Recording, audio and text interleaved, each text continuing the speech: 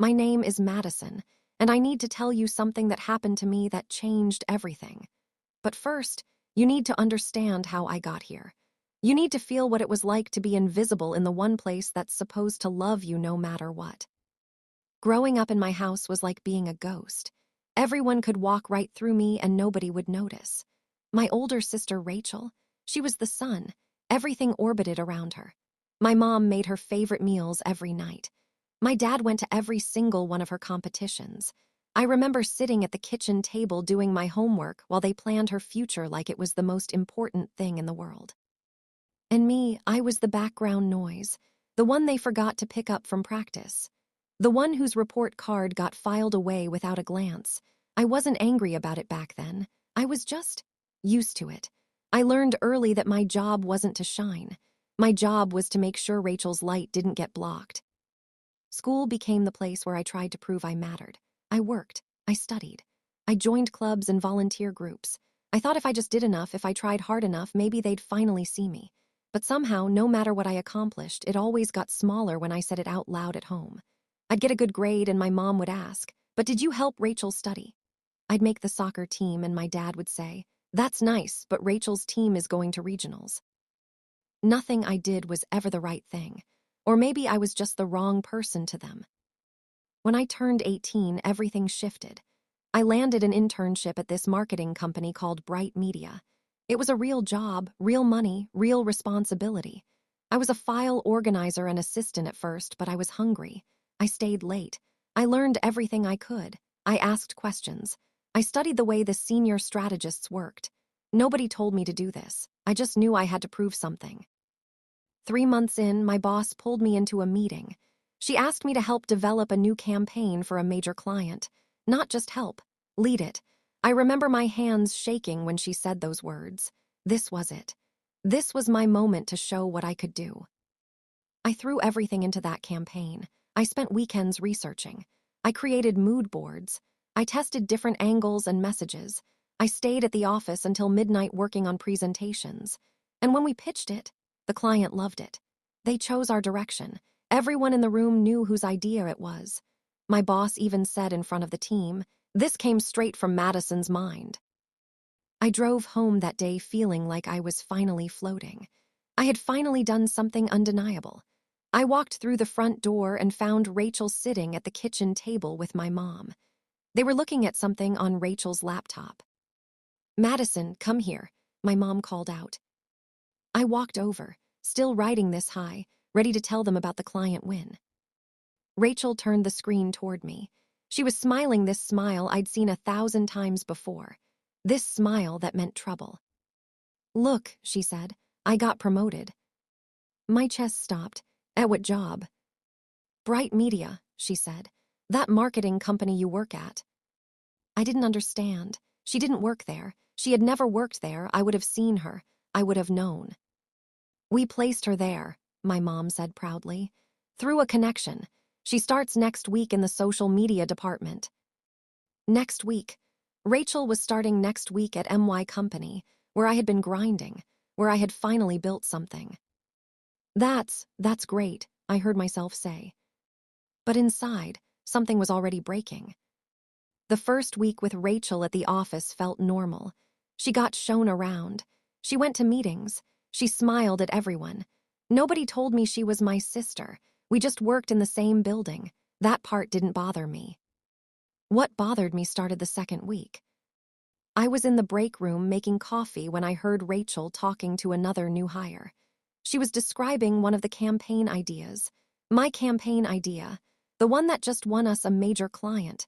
She was telling it like she had developed it. Like she had stayed up until midnight working on it. Like it came from her mind. I froze. I didn't turn around. I just listened. "Yeah," she was saying. "I came up with this whole angle about using nostalgia to connect with older demographics. It was my first real pitch, and they just went crazy for it." My coffee went cold in my hands. I told myself it didn't matter. I told myself that her boss would know the truth, that the client would know the truth, that somehow the people who actually worked with me would speak up and set the record straight. But they didn't. 3 days later, an email went out from management. The campaign was going to be featured as a case study, as an example of excellent new talent developing innovative strategies, and the name attached to it, Rachel. My name was listed as support staff. I read that email about 15 times. I kept waiting for it to say something different. I kept hoping that maybe I'd misread it, but I hadn't. The work I did, the late nights, the research, the creativity, the winning idea, it was all folded into her story now. I didn't confront her. I didn't email management. I didn't do anything. Because deep down, in a place I didn't want to look at, I recognized this feeling. This was familiar. This was what my whole life had been. Rachel got the credit. I got the footnote. But this time felt different because I wasn't a kid anymore. This time I was supposed to have a voice. This time I was supposed to matter. So I just watched what happened next. Rachel got invited to all the senior meetings now. She had lunch with the VP. People started asking her opinion on projects. She had been there for 1 month. I had been there for 4, but somehow she was already becoming the person everyone wanted to listen to. And the scary part? People actually believed her. When she talked about strategy, she sounded confident. When she explained ideas, she made them sound smart. She had this way of taking what she had heard me talk about, things I had discovered through weeks of research, and presenting them like she'd been thinking about them for years. By the 2nd month, my boss called me into her office, not to congratulate me on the campaign anymore, but to suggest that maybe I should focus on behind-the-scenes work while Rachel took on more client-facing roles. "You're both talented," she said, "but Rachel just has this natural gift for presentation. You know." I didn't argue, but inside I was burning. I started keeping track. Everything. Every meeting where Rachel took credit for work she didn't do. Every project where MY research became her presentation. Every moment where she sat in a room and took praise for something I had built. I created a folder on my computer. I took screenshots. I documented the projects. I kept all the original files with the dates they were created. I saved emails where people asked me questions about strategy, questions that Rachel would later answer in meetings like she knew them all along. I told myself I was just being careful. I told myself it was good to have documentation. I told myself I wasn't planning anything. But that was a lie. What happened next took months, not because I was slow, but because I wanted to be thorough. I wanted to have everything. During this time, I watched Rachel get promoted. I watched her move into a better office on the 3rd floor, one with windows. I watched her get invited to company happy hours where important decisions were made. I watched her buy new clothes and talk about getting a raise. And I watched my boss stop, asking for my input on anything. One afternoon, I was working late, because when are the people behind the scenes not working late? And I saw Rachel's laptop open on her desk. She had left it unlocked. I knew I shouldn't look, but I did. Inside her folders was a project she was developing for a pitch next week. A project I immediately recognized because I had mentioned the core concept to her 2 weeks ago. We'd been grabbing lunch, and I was thinking out loud about how we could approach a difficult client problem. It was just an idea, just something I was working through. But now it was in her project folder, and she had finished it. She had taken my half-formed thought and developed it into something complete and polished. I copied the entire folder. I didn't think about whether it was right. I didn't debate the ethics. I just took it. That night, I stayed at the office after everyone left. I went through every file Rachel had created since she started working there. I traced which ones were originally mine. I found emails where I had sent her resources or guidance. I found Slack messages where we had brainstormed, and she had taken my suggestions verbatim into her work.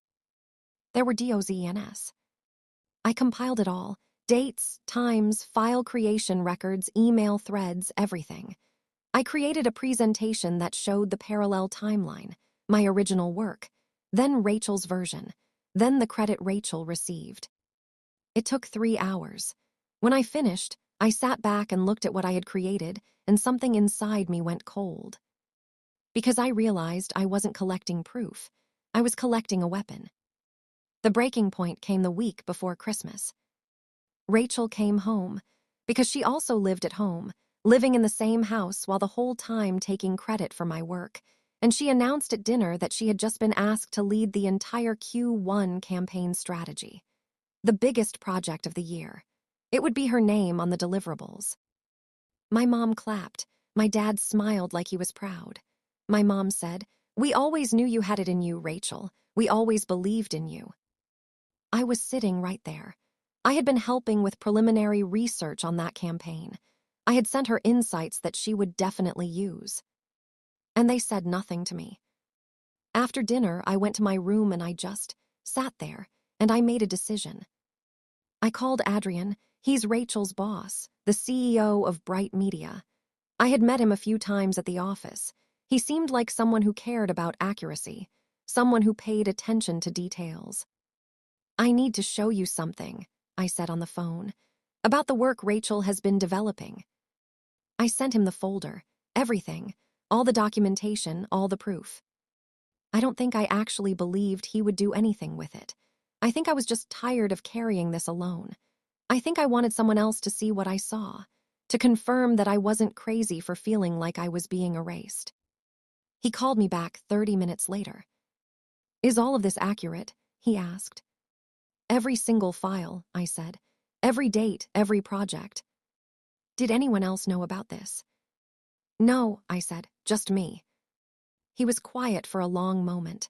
Then he said, "Thank you for bringing this to me. We need to talk about this further." I hung up the phone and I felt nothing, no victory, no satisfaction, just tired. Christmas rolled around like it always does. My family does this big formal dinner. We invite extended family. We try to be perfect for a few hours. Everyone dresses up and pretends everything is fine and normal. Rachel brought Adrian. She was proud about it too. She kept her hand on his arm and introduced him to everyone like he was proof that she had made it, that she was the successful sister, that she was the one worth knowing. I was there in a dress I'd borrowed, sitting in the spot I always sit in.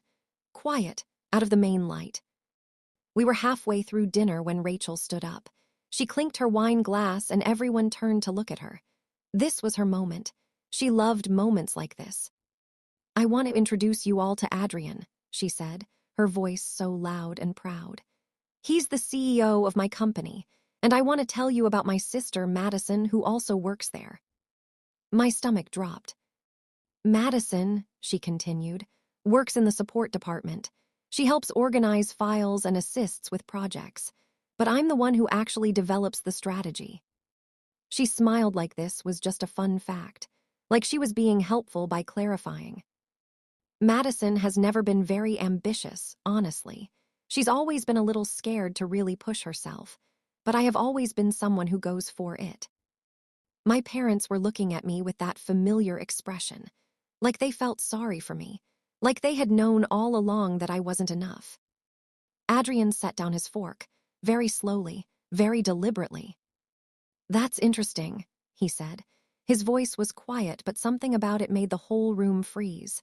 "Because I need to talk about Madison's actual role at the company." Rachel's smile got smaller. "Because," Adrian continued, "Madison is the person who developed the campaign that won us our largest client this year. Madison is the one who stays late and solves problems.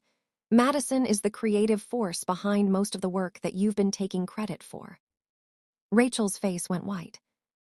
"And Rachel," he said, turning to look at her directly, "you're fired. Effective immediately. Security will escort you from the building on Monday morning." The room went completely silent. You could hear the Christmas music playing from the kitchen. You could hear someone's fork clinking against a plate. You could hear my heart absolutely pounding in my chest. "What?" Rachel said. "What are you talking about?" Adrian pulled out his phone. He connected it to the TV in the living room. And suddenly, there on the big screen was my proof, all of it. The files, the dates, the emails, the evidence of everything she had taken from me. Rachel started crying. She said she hadn't meant to. She said she was just trying to impress people. She said she was sorry. But my parents, they weren't looking at her. They were looking at me. And for the first time in my entire life, they were seeing me. I won't tell you that everything magically became perfect after that night. That's not how real life works.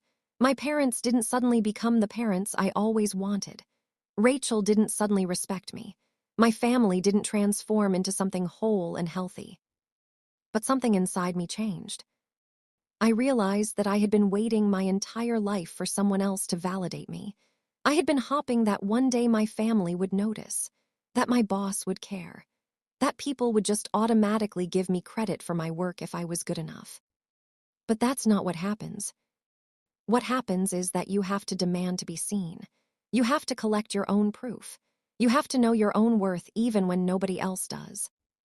After Christmas, I got promoted at Bright Media. Adrian made me lead strategist and gave me Rachel's office. But more importantly, he gave me freedom. Freedom to lead projects without someone stealing them. Freedom to grow without being erased. I moved into my own apartment 2 months later. I started my own freelance business on the side. I began spending time with people who actually valued me instead of people who just tolerated me.